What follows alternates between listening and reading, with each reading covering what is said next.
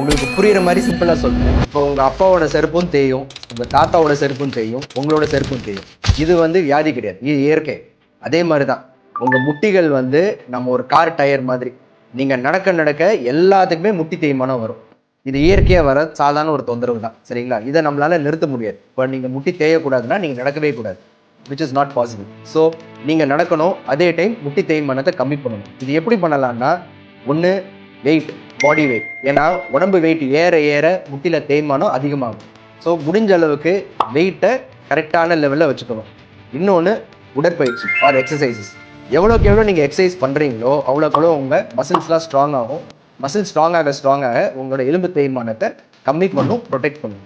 இது ரெண்டு மட்டும் பண்ணாலே போதும். முடிஞ்ச அளவுக்கு நம்ம இந்த தேய்மானத்தை நம்மளை பாதிக்காத அளவுக்கு நம்ம இதை மீட் பண்ணும்.